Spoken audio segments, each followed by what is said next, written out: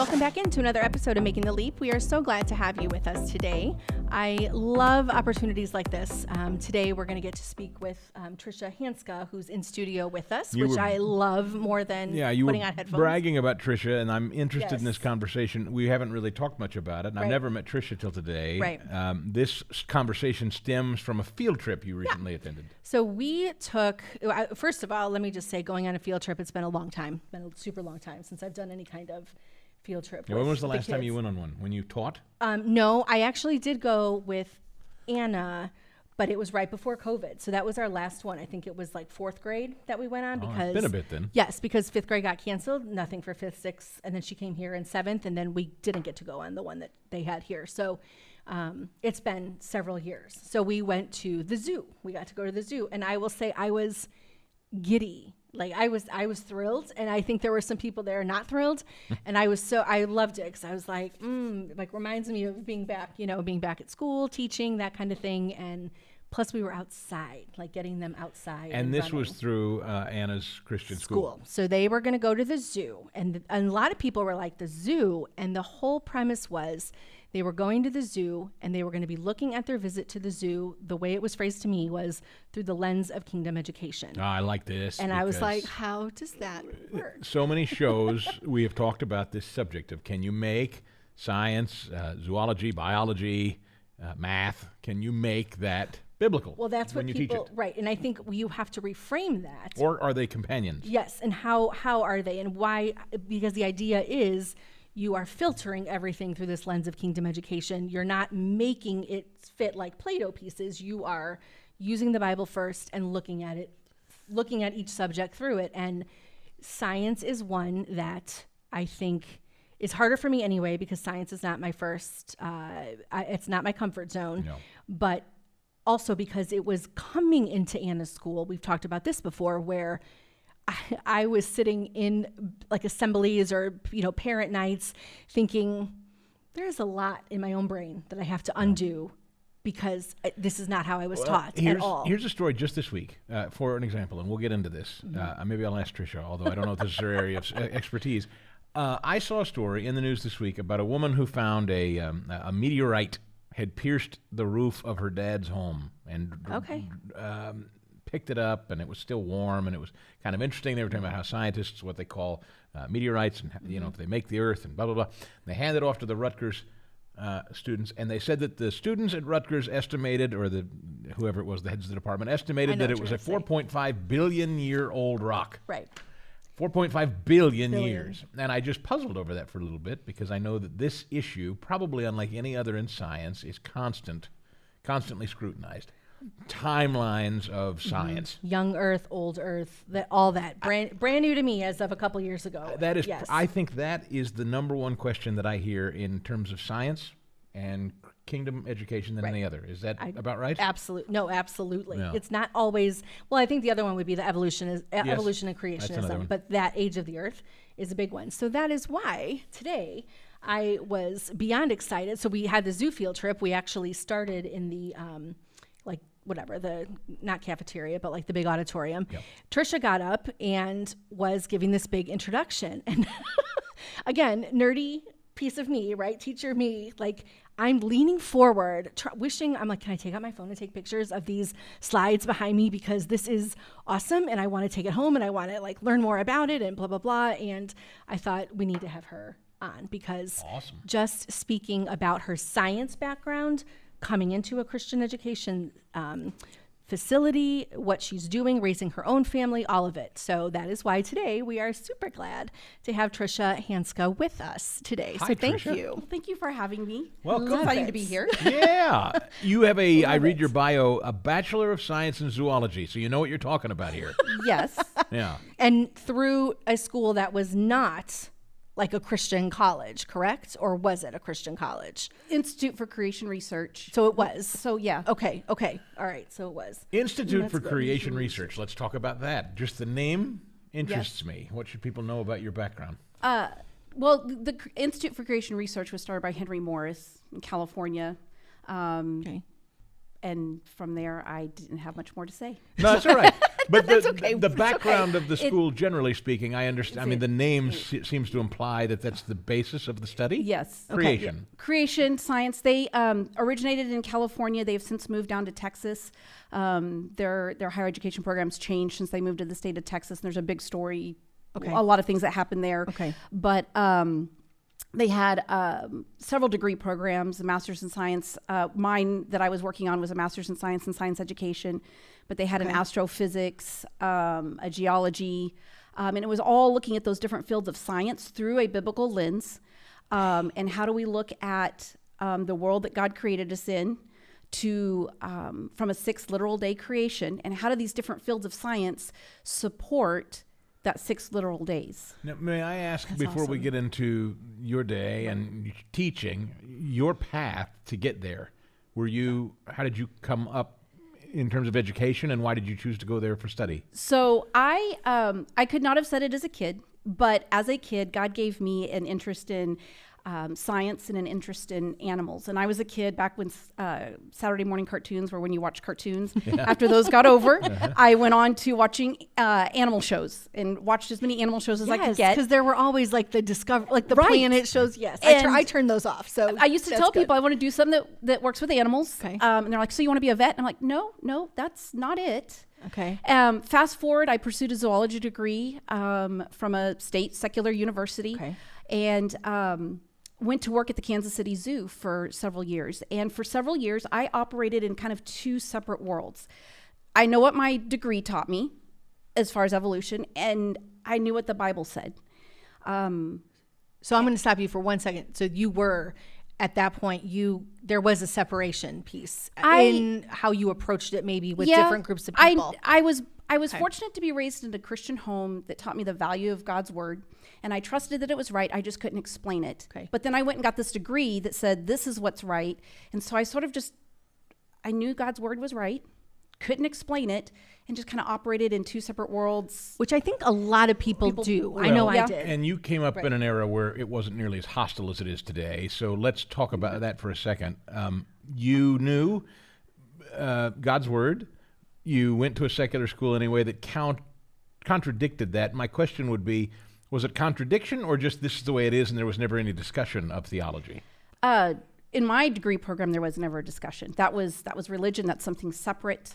So there was no religion, so to speak, No. in your science education in college, right? No. Okay. So creation in general was never anything that would even be discussed when you got your degree? That was for the uneducated. Oh, interesting. That was for the backwards thinking, uneducated. And could you even give it a percentage? Were there other believers who would quietly go, gosh, I was raised as a Christian, I believe these things? Because we talk about this all the time, just generally. Sending your kids off to a 4-year institution today can unwind an entire upbringing in the Absolutely. faith, right? Yes. Was that the case when you went? No, it didn't unwind my faith. I think just the prompting of the Holy Spirit and the value that my parents put on God's word, I knew it had to be right, even if I couldn't explain it. Okay. I remember going to my mom in college and asking questions that she couldn't answer, but she said, go read Genesis. And I went and read Genesis, and I went, I can't put these 2 together. I can't fit them together, just a plain, ordinary reading of Genesis. So I know it has to be right. I can't explain it, so I'm just going to go on from there. And I don't remember having conversations with friends necessarily in college. I had Christian friends, but it's not necessarily a topic that we talked about, or we were just doing class and... So here's another tough one, because I don't mean to cast a wide net, but people that you came up in the field of study and ended up working alongside at the zoo, would you say most of those people are secular folks, or they have a faith, or they see it's there's a delineation, or how would you describe most people in your field of study? They're predominantly secular.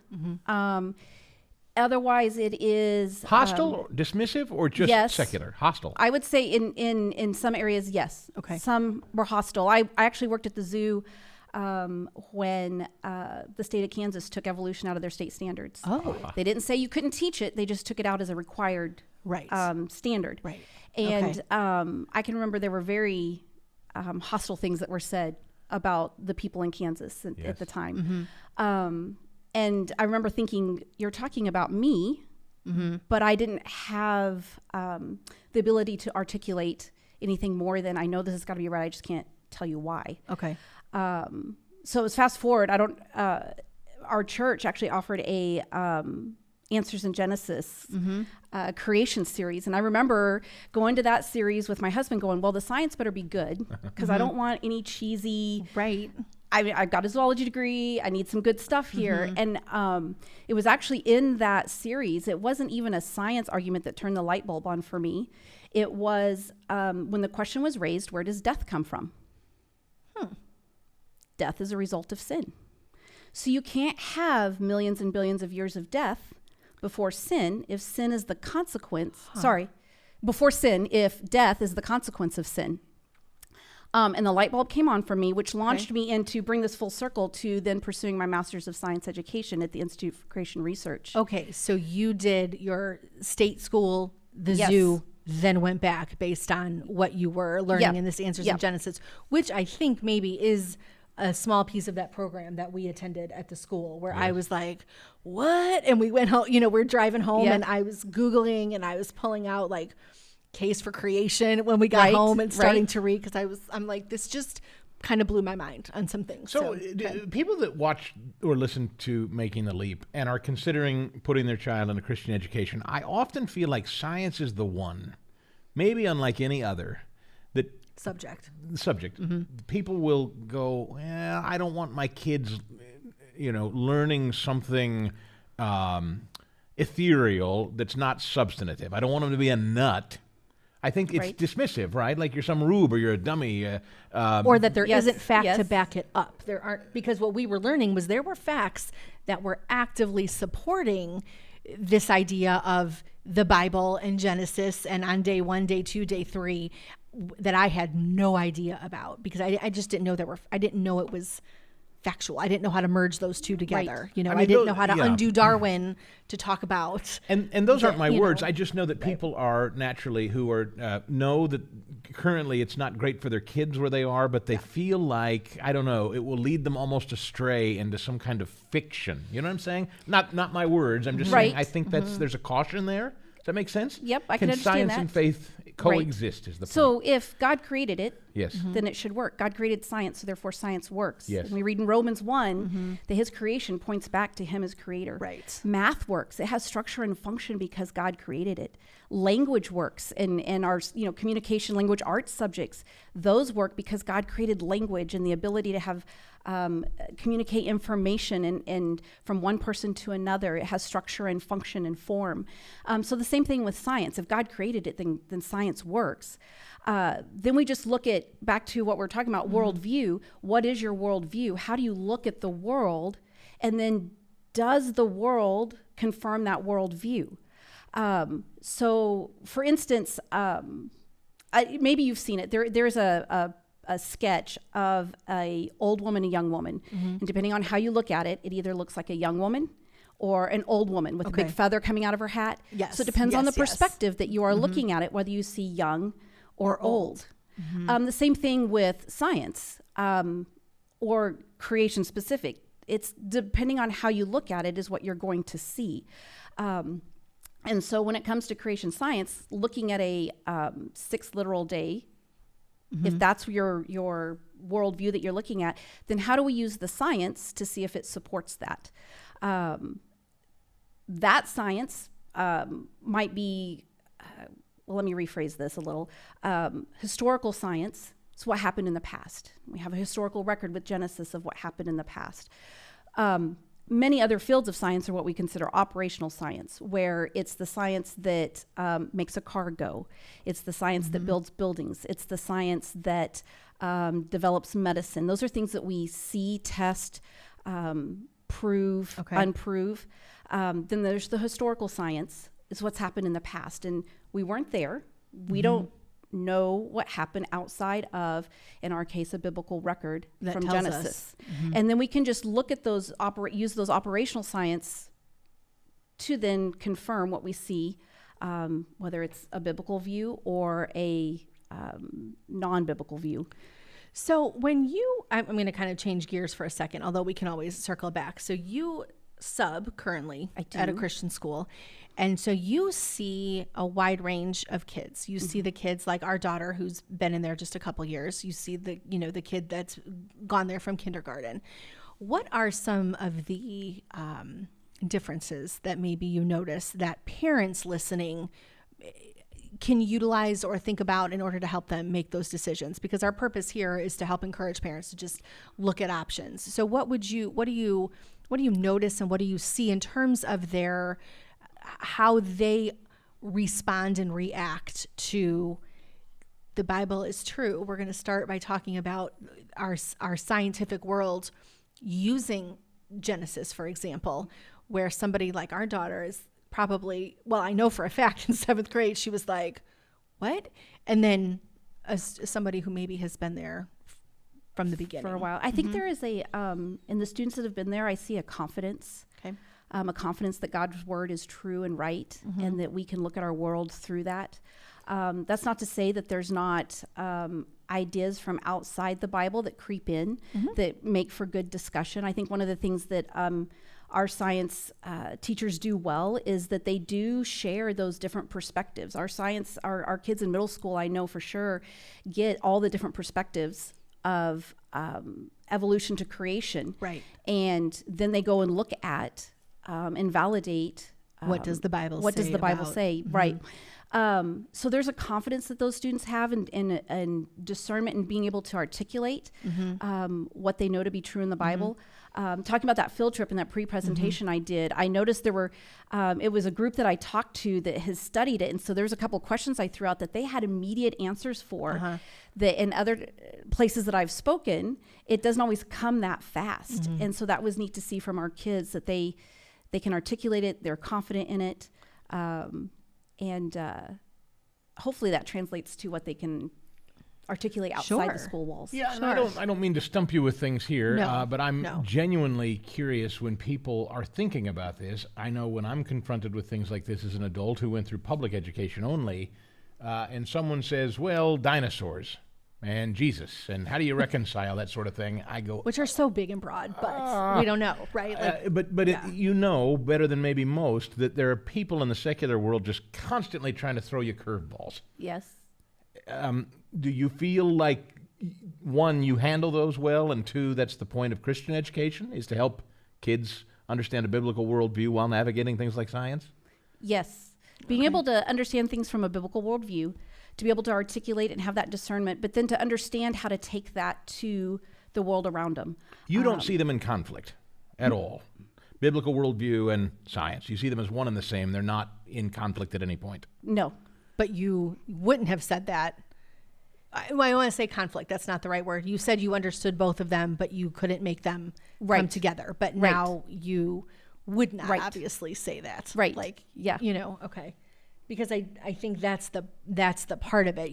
When I say our daughter coming in, I mean, that's our fault to some extent that we were not having some of those conversations. Well, I wouldn't have known how to, I wouldn't have known how to talk about it myself. No, I would have no idea. Like I still, when she'll ask me questions, I'm like, hold on, like, let me just go. I gotta go look a few things up. I need to ask some of my, like, he calls them, spiritual advisors. Like, let me go talk to some people. I'm 100% comfortable saying, I don't know, because this isn't what I learned.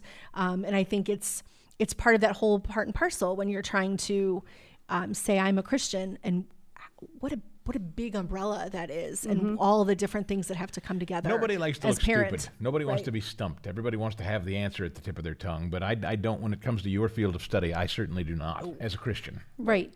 And it was interesting that day I mentioned that there was a speaker that I heard. Yes, that I actually would love for you to share that, because that was awesome.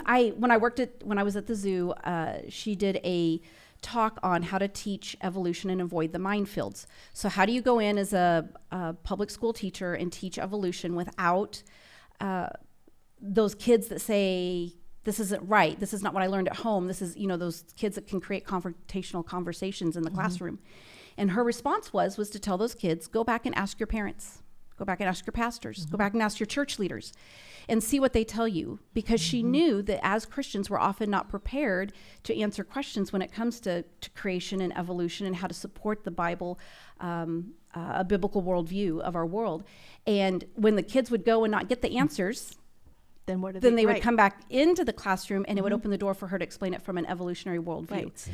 Right. Putting people other than the parents or the pastor as the most knowledgeable and the smartest person in the room, so to speak. It opens a door. Right. Yep.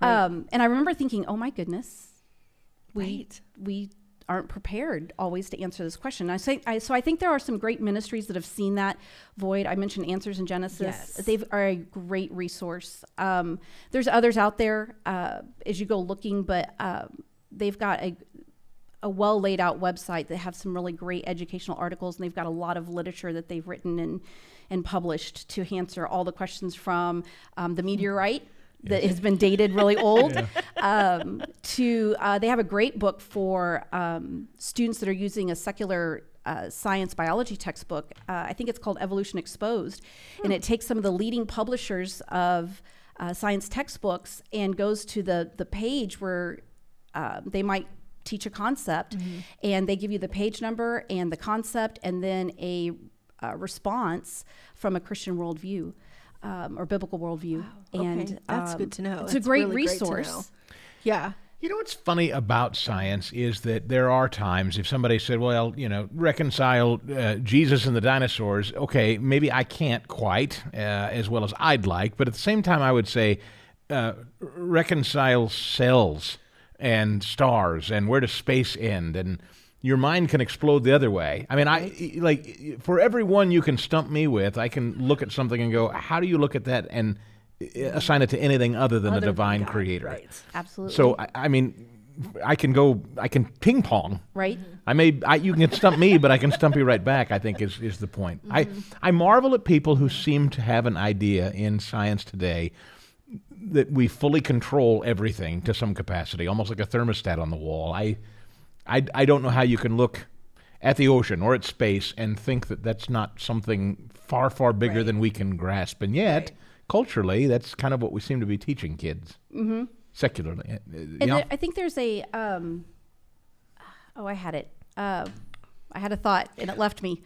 Well, I was going to say I can go to ahead. something, and if you want to try to think about that. I will think about it. Maybe it'll come back to me. Well, I will say too, the other part that is always was interesting, and I think you did put a slide up about this, and I remember kind of seeing this elsewhere, that the idea is taught that everything has kind of originated, the science idea that everything is originated from one single cell, right? That I think you put it up there. It was like a little tree maybe, and it was the one, and then it branched off. Whereas I believe when we are talking about God's world, when we're looking at things from a kingdom education, that's not the case, that there are all these origin, that you have this, maybe the fish family versus, the fish didn't originate from this one little thing along with the gorilla, along with the human, right? We didn't do it that way. To go back to my other thought, yes, is that too often we argue about the facts. Do you have more facts that support your view, or do I have more facts that support mine? So talking about stumping one another, we could go back and forth all day doing that. Yeah. And it's not about the facts. It's about how you view the facts. What is the worldview that you're viewing the facts? So then to talk about that single cell change over time to be all the complex parts of our world, all the animals and plants that we see that originate from that single cell, that is evolution. Molecules demand evolution, and it's all from that original one single cell. As opposed to a biblical worldview that says God created birds after their kind. God created fish after their kind. In Genesis, after their kind is used multiple times to say, here is an animal I created, and it is able to reproduce after its kind. So a tangible example of this that we're all probably familiar with would be dogs. Dogs, wolves, coyotes, all came from an original dog-like kind, wolf-like animal that God would have created. would have been preserved on the ark. And when it came off the ark, they would have began to migrate. They would have been fulfilling God's command to be fruitful and fill the earth. Right, yeah. Multiply and fill the earth, and would have migrated. And then through processes of like natural selection and mutation, would have adapted to the post-flood world and began to populate. So then we've got all these different dog-like animals around the world. Then for the domestic dog, we then take and breed them for a purpose. And we have everything from Great Dane to one of my favorites, a Border Collie, to a Chihuahua. Now, taking that in that concept, you can't get a Great Dane out of a Chihuahua. A Chihuahua, that's why we have purebred registries. Right. You're going to have Chihuahuas are going to produce Chihuahuas no matter what, because they have lost that diversity in their information, their genetic information, to produce anything other than a Chihuahua. Now, if you want a Chihuahua and something, you have to bring that information in from the outside and cross that. Yeah. So with that concept, whereas evolution says single cell to multicellular organisms to the complexity we see today, in creation we have original created kinds, and so it's like an instead of an evolutionary tree, it's a creation orchard. There's all those original created kinds that through those processes that we observe, natural selection, mutation, have then developed into all the diversity of life that we see around us. So there's a cat kind, there's a dog kind, there's a horse kind. Okay, so as people are listening in, they say, okay, so monkey to human, that's pretty close, right? Is that what you mean, you would say? No, absolutely not. Because there is an ape kind. Yeah, there's monkeys and there's apes. Those would be a created kind. But the Bible's very clear that God created man from the dust of the earth. He breathed life into man. And we are unique and special and created in his image in a way that the rest of creation is not.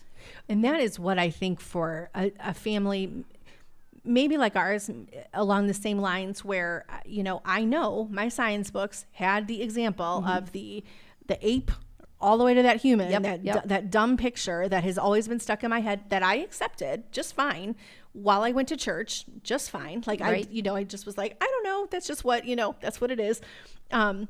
I also know we have a couple of friends, I will never forget it. They were talking about their preschooler who came home saying that from their preschool, we came from apes, mommy, or, whatever. And the dad was like, find a new school. We're not doing that, And so I think those are the ideas that parents probably need to number one, be honest about on their own lack of knowledge. I think I'm pretty honest and upfront with people when I'm like, I still consider myself pretty brand new on a lot of that, where I'm undoing what I didn't really realize was done, right? And it doesn't mesh well. So I'm like, all right. I got it. Noah built an ark. There's a flood. That was true. Whereas even in a Catholic school, I was like, that's a story. I don't know how is that true? You know what I mean? So now that's what I think a lot of parents probably need to do. Not to be about my own personal discovery here, but you're here and why not? What you're saying is that there is a companionship component to creation and then a, if you want to say, mutation or evolution of a species created. Is that about right? Meaning there is a dog kind yes. that then evolves or we breed to create something new. Yes. And so in the evolutionary world, that would be the difference between macro and microevolution. Microevolution being small changes within a species. Just in evolution, they extrapolate that or they expand that to mean macroevolution. I personally, over the years, have started to avoid the word microevolution because really then it just becomes a matter of time. Micro, therefore, becomes macro. I talk about the process. If I talk about the subject of being able to adapt, the processes of natural selection and mutation and how things have adapted to an environment, because you see those processes. I do avoid the word evolution, and here's why. Evolution teaches single cell to more complex, that we are moving in an upward, better, more complex direction. However, from a biblical worldview, God created, death entered the world, and we see the effects of death. Romans 8:22 says, for the whole of creation groans because of sin in the world. So we were made very good. We were made perfect. And because of sin, we are in a state of death, and we're in sort of like a downward direction, as opposed to an upward, better, more complex. Which is what evolution would suggest. Right. Okay. So through the process of death and destruction and disease, we're getting better. Whereas from a biblical point of view, things were very good. Fine. They were perfect. I see. Sin entered the world, death entered the world, and now we have disease and destruction, and we see the effects of death, and we see the loss of complexity. So that original dog-like kind would have had the diverse genetic diversity to produce all the different dogs we see today. However, the dogs we have today are specialized, they're specific, and you're not going to produce, you can't go backwards. And you'd say that of birds, a penguin and a flamingo, entirely different birds. Yes. Well, now, I don't know that penguins and flamingos, I don't know that those wouldn't be the part of the original created kind. They would be separate created kinds. And there's a whole field of study, baraminology, that goes to try to look at what those original created kinds are. They aren't necessarily at the species level, maybe often at the family level, but not always. And so it's an interesting field of research within creation science circles. Well, it was one of the things I really enjoyed as we walked through the zoo, and the kids had these little like pamphlets that they had to fill out, and they were, we looked at, they all got to kind of pick like what animal they wanted to go look at, and what was the family, what was the kind, where did it originate, and just those conversations, I was impressed. I don't think we were having massively in-depth conversations about it, but it sparked good conversation as we were looking at the different animals, and even talking at the way our zoo is set up, the different continents, and how things work that way. It was just a neat experience overall. And no matter what you think, how overly silly and simplistic it is to say that a chimpanzee and a dolphin are somehow of the same origin. I mean, that's just silly. It's dumb. That's overly simplistic. Right. So, I mean, no matter what you might think of what Tricia's saying today, but at any rate, I always kind of do these shows, not because I doubt a thing you're saying. No. I am always doing it through the ear of someone listening in, thinking, if I put my son or daughter in a Christian school, will they learn what I've always known to be science? And there's this bright white line often in people's minds about the Bible and science. They cannot coexist. They must have a line divided between them. But I love having someone like you who says they can, and they do, and but the origin. Well, that's how I operated for a long time. Yeah. Here was my science, and here was this, and I don't know how to reconcile the two. But I also, you said early on, you were able to start reconciling that in your head when you went to a school that helped you. Well, it was before that. It was when I got the question in that series that my church offered. Oh, okay. Yes. That's right. Where does death come from? Yes, and the light bulb came on for me, and then it just kind of came from there, and things began to make sense. One of the things that I was challenged with my degree, my undergrad, is there was all these different ideas of how it happened. Evolution is true, but here's all the different ideas of how it possibly happened. And even within evolution circles, there's conflict of how it happened.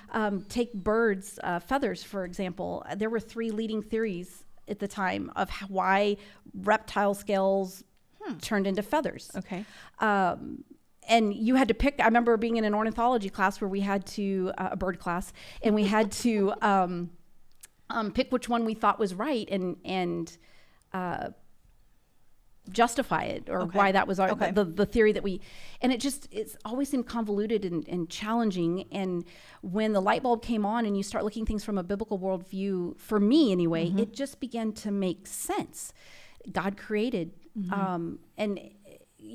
God created in 6 days, and it's very clear in Genesis. If you just plain reading of Genesis, dry land is day 3, sun, moon, and stars is day 4. That's a very opposite timeline, from what secular science would tell us. Birds and fish were day 5, and land animals were day 6. So birds could not have come from something on land that was created the day after.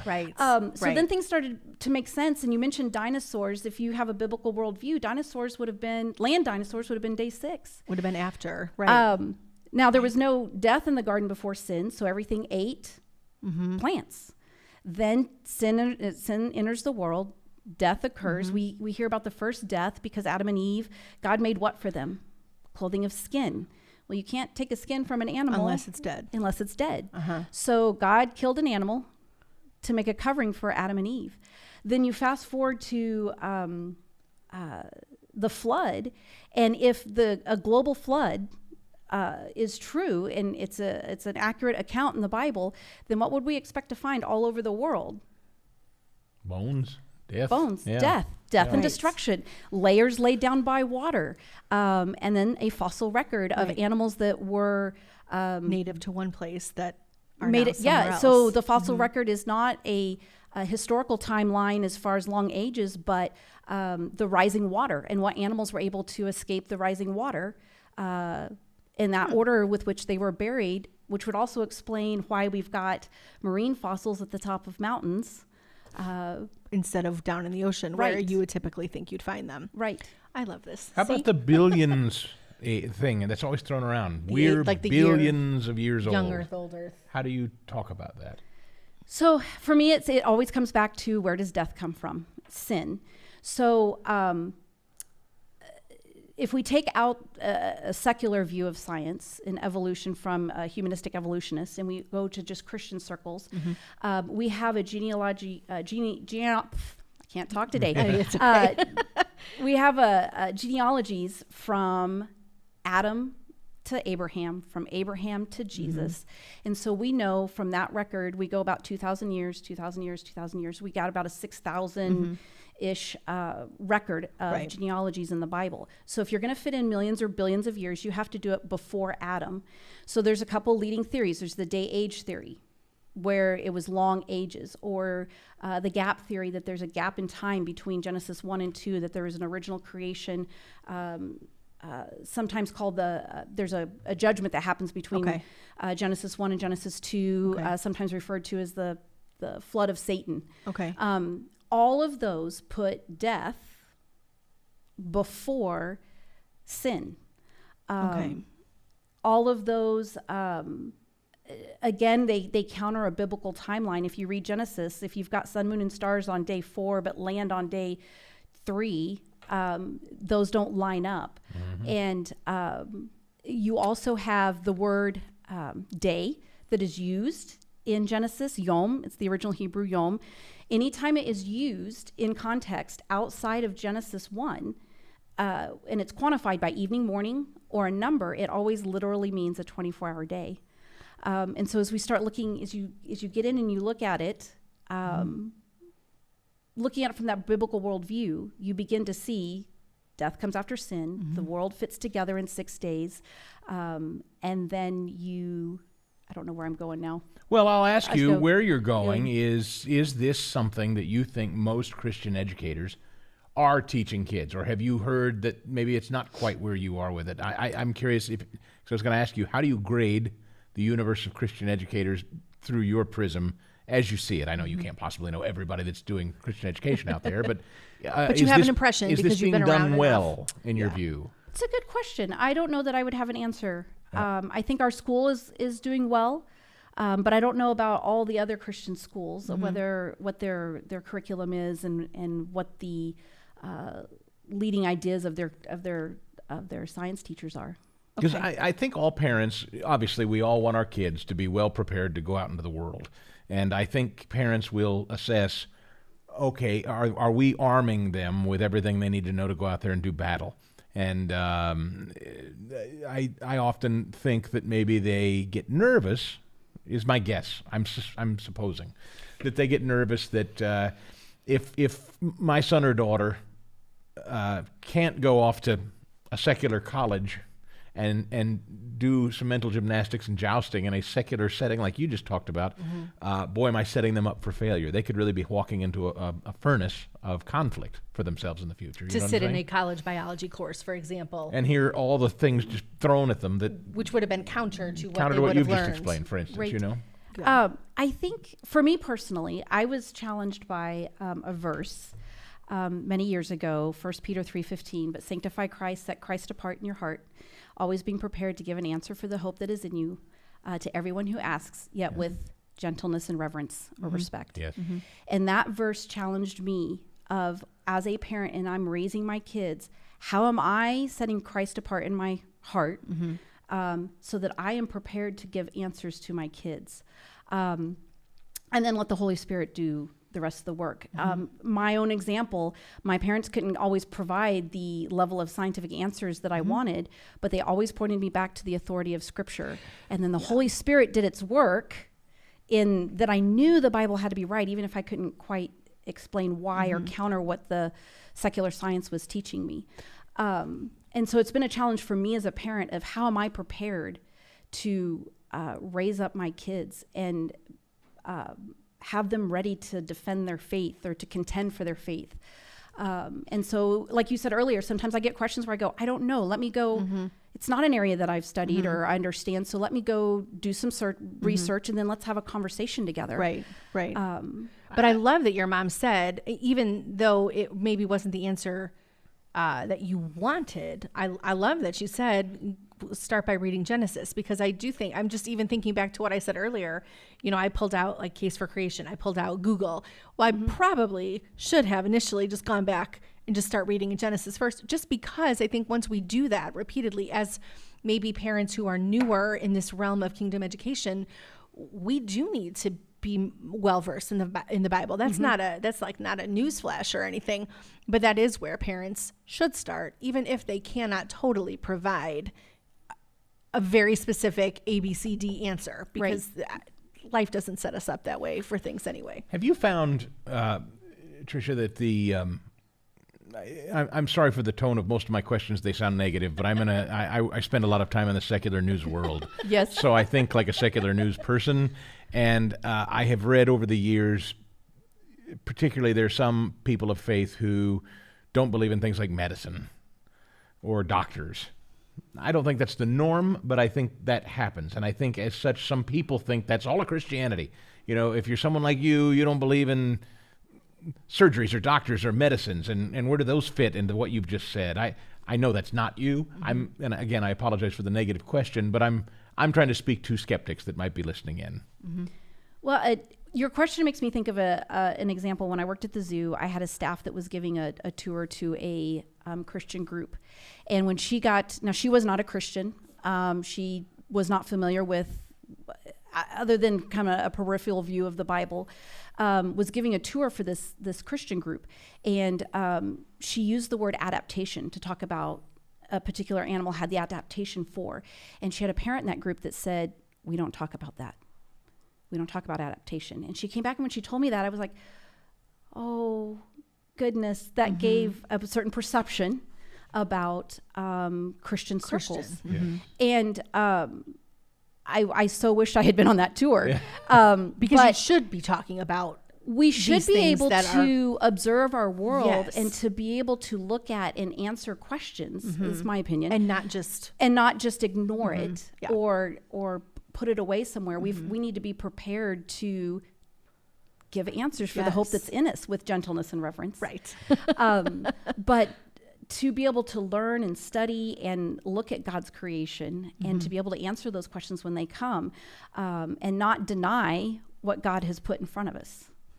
I think that's phenomenal. Yes. So just to put a bow on that, again, not your field of study, but to be clear, things like doctors and surgeons and medicines are of God. They're not separate from God, and they're not counter from God.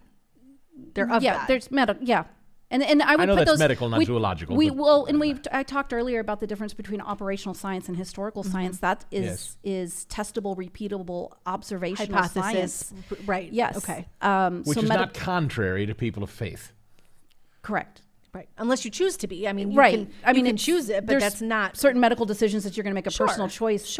Based on. Absolutely. We make them all the time. Right. I mean, when we talk just simple things like vaccines, we make them all the time. We make those decisions based on what we know of science and faith all the time. Yeah. Like, people do that, and I think that's great. You go figure out what's best for you. I like to see them as companions. I believe them to be companions. I think there are constantly people that are trying to drive a wedge. It's either got to be one fork in the road or the other.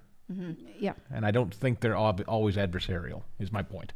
And I think if we're growing up in like how I grew up, probably how you grew up, I don't think they were adversarial. They just didn't meld well. And that was, no disrespect to our parents, no disrespect. I mean, I was in a Catholic school and it didn't meld for me, you know. Well, so I think what I'm thinking. Like, you were in a Catholic school. Were you studying the ape evolving into a man in Catholic school? I was in a Catholic school up through 8th grade. I wasn't there in high school, and I think that is why in my head I don't have a ton, because what do you really remember? I mean, you know, when you're in 3rd, 4th grade, are you thinking deeply about a lot of this? I don't think you are. And so I think for me, at least, maybe you should be. I probably should be. Well, I definitely should be offering a little bit more for all of our kids. And, you know, we talk about this all the time, you know, offering just some more Christian, offering that biblical perspective first and looking at things first that way, rather than make them competitive. So what would you say to parents who are considering putting their kids into a Christian education,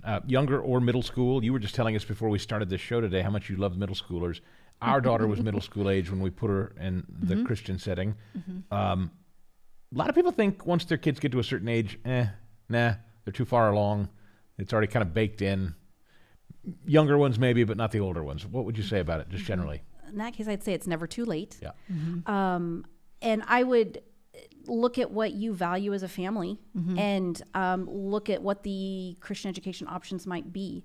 One of the reasons why I chose the school that we are at is not because they were going to hide my kids away from the world, but it was preparing our kids to go into the world. It's in our mission and vision statement to teach our kids to learn, love, and lead the world to Christ, that our kids will be taught how to love and serve the world.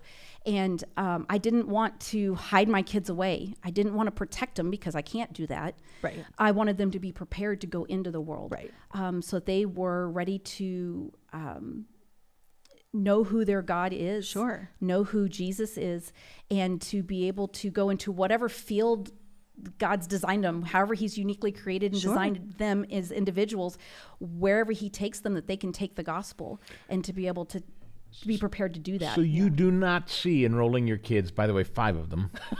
You do not see enrolling 5 of your children in this Christian school. You don't see it as bubble wrapping. That's often the term that we're accused of, that you're bubble wrapping, protecting your kids from the real world. You don't see it that way, clearly. No, and I do think it may depend on what values of the Christian school that you're in. Okay. I don't have a lot of experience with a lot of other Christian schools, but it is something that I did value in mind, because when my husband and I our oldest just is finishing up 9th grade. Okay. So we've been there for 10 years. And 11 years ago, 12 years ago, when we started looking for a school, I did not want to, because I was a product of public school. I was a military kid that moved around, so I'm a product of multiple military school, multiple public schools. One of them being a DOD, because I lived in Germany for a while. Okay. But I did not want to hide my kids away. I did not want to shelter them.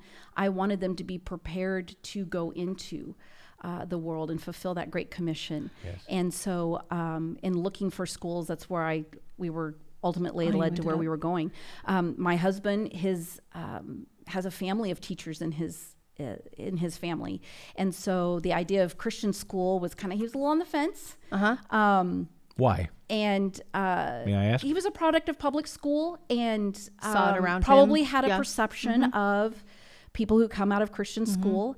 I did too. I remember in middle school having a friend that moved from a Christian, I don't remember what her background was, but she came from I don't know if it's a homeschool or private school, and she had a hard time adjusting to be in a public school, and was confused why she got teased for having a Bible on her desk. And I didn't want my kids to not be able to function, to be able to, I want to be careful what I'm saying. I understand. Hopefully it all comes out in context. But I wanted my kids to be able to function in the world. So I was hesitant myself with the idea of Christian school until we started looking and found that at least the school that we're at was a school that was not trying to bubble wrap my kids, but was preparing them to go into the world with a biblical worldview, to be able to love God and love people and serve people. I think that is that bubble wrap term is now getting used a lot, and I think it can mean a lot of different things, whether that's a protection piece, which yes, there's a piece of that, I think, but it's also a preparation piece. And so I think if we're talking about it, we're not bubble wrapping; it's a preparation. May I ask you just separately altogether? It's personal, so you don't have to answer this, and you didn't come prepared to answer it. You have 5 kids. I always like to ask this because people always say the thing we talk about more than anything else when we talk about private Christian education is the money, the cost. Mm-hmm. So you have 5 kids. You must be really, really rich. You must be rolling in dough. You've got tons of money. You and your husband, good for you. You're independently wealthy, 5 kids. I can't afford it, says somebody listening. And you say? I say, depending on your individual family circumstance, Yep. The sacrifice is worth it. And then there are lots. So you're not independently wealthy, is what you're affirming? Or maybe you are. I don't know. No, I don't know that I would consider myself independently wealthy. Okay. But there's also financial support, whether it's financial assistance to the school, or even what Herzog's doing now with the Mo Scholar program, being able to find different avenues for financial support to go to a Christian school. And then there's a lot of variety in Christian schools, and there's been so many that have popped up just here in the Kansas City area. Yes. At a variety of models, a variety of school size, a variety of tuition amounts. Yep. A variety of parent involvement. Depending on whether it's a 5-day-a-week school or a Monday, Wednesday, Friday school, or something much smaller that relies more heavily on parents. Yeah.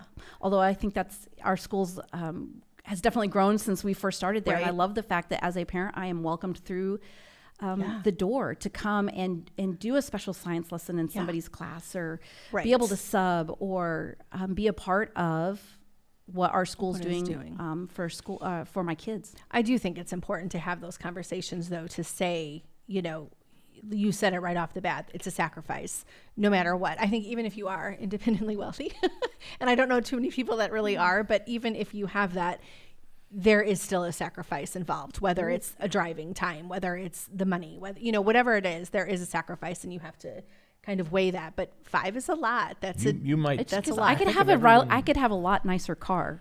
No, I mean, I think sincerely of everyone we've talked to, I don't know that anybody's ever had more than she's had. No, or if they do, they've homeschooled and they're not paying money to have it done, to go somewhere else. And so I actually think that is the bigger difference, is that the ones that do have a bigger family say, I can't afford it, I'm going to homeschool, which fine. I think that's great, but it is doable. And there are options, I think. But from the beginning, you said your husband was resistant. You ultimately chose from the very beginning to put all the kids in Christian school, or no? Yes. From the very beginning? From the very beginning. Wow. And you said your oldest is? Just finishing up 9th grade. Just finishing up 9th. So, before you had, or while your youngest was before school age, you guys had this conversation. Yes, we were having this conversation. I was at the time looking at what was going on in public schools and what legislation was happening, and I was beginning to be concerned about what was coming 11, 12 years ago. Right. That's when I was leaving teaching, seeing what was coming. And for me, it was important that I got to be involved in my kids' education. Homeschooling always intrigued me. It totally does. I like the idea. I just didn't ever go that direction. Sure. So I wanted to be involved in our kids' education. And like I said earlier, our school welcomes me through the front door. Yeah. And to be able to do that and still be a part of my kids' education without being fully responsible. I've got a good partnership with the school. Which is what I think some people do want. I think that's okay. I don't think we have to demonize. Sometimes I think the fact that you or we have chosen to go a route that still in some ways looks like traditional public school, only to a small point, and then the rest of it does not, in my opinion. But I don't think we need to demonize that, because like you said, there is a good partnership that exists if you choose to foster that. Yep. For sure. Well, I am so Thanks grateful. Thanks for sharing so much of this. Yes. There's a lot of good, I think just this kingdom education idea that a lot of people, we see it, our daughter will come home talking about, kids that are newer this year, she's like, they're really having trouble, Mom. And I remember because I really had trouble, and that kind of thing. That's hard. It's hard for parents, and it's hard for the students, especially I think at an older age, to kind of wrap their head around a lot of things that are newer. Yeah. Do your them. kids know? I mean, since they've been in it from the beginning, do you teach your kids, or does our school teach the kids? Do you think? Look, if you end up going to a state school or something, you're going to hear a lot of opposition to what you've been taught. Do they understand that yet, or not yet? Or will you even teach them that, or does it matter? I know I've had those conversations with my kids at home. I think our school does, as in the high school. I think it is. We're just now this is our first year in high school, so I haven't experienced that upper high school. I do think those conversations happen. Are they important? Yeah, I think so. Yeah. Just you'd have to, just to that preparation piece, like you said. We can't send them out not being prepared. And I do think, just based on what I've seen of our assignments coming home from our daughter, the thought process, we're not there. We make it very clear we're not there for any kind of academic rigor, but the way she's being asked to think about things and support her way of thinking with biblical examples is huge. And then, of course, the other piece of it, like you said, knowing the Bible, knowing how to answer those questions, knowing how to just the basics, talk about what God has done in your own life, setting aside all the other pieces of science and English and math and all that, but just knowing that, I think that is what the school is partnering with parents to do. And I think that's important. To me, today, culturally, we're, obviously in the thick of this transgender thing, and men and women can be the opposite gender.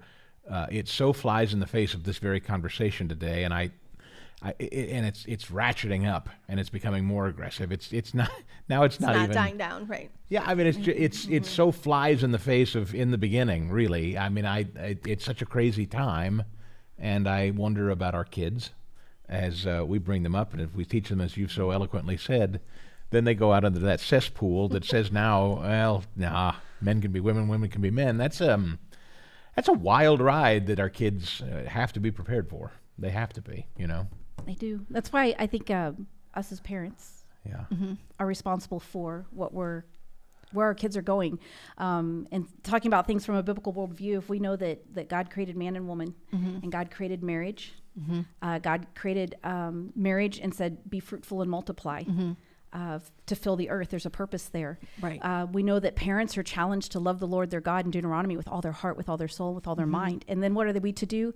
To teach it to our children. Right. And then in Malachi we read that it's because God desires the next godly generation. So as parents, we have a responsibility. And it might look different in different family situations, but we have a responsibility to love the Lord our God with all of our heart, with all of our mind, and with all of our soul, and to teach it to our children so that there's another godly generation. Great conversation. This is a wonderful. Leave it there. Yeah, no. Now we wrap it up. It's like done. That's a perfect way to end it. Wrap Tricia, it up. thank you again so much. Yeah, Tricia, thank you. If people want to leave us conversation, if you want to comment on this episode today, then you can absolutely email us. So you can contact us at hello@makingtheleappodcast.com. I'd love to hear thoughts and comments on any kind of social media platforms. So we've got Facebook and Instagram at Making the Leap Podcast, and then Twitter at making_the_leap podcast. Any of those avenues will work. We do get emails regularly, and if we don't respond to the particular email, we are printing, reading, and discussing them here all the time. So we absolutely welcome that kind of interaction. So, and always, anytime you download one of our episodes, if you just go ahead and leave us that 5-star review, leave us a comment, that helps us so much. We always appreciate that as well. Have a great day wherever you happen to be listening to this, and we will see you on the next episode of Making the Leap. Making the Leap is a podcast presentation courtesy of the Herzog Foundation. Please rate and comment on the show, as well as subscribe so you never miss an episode. And we'll see you next time on Making the Leap.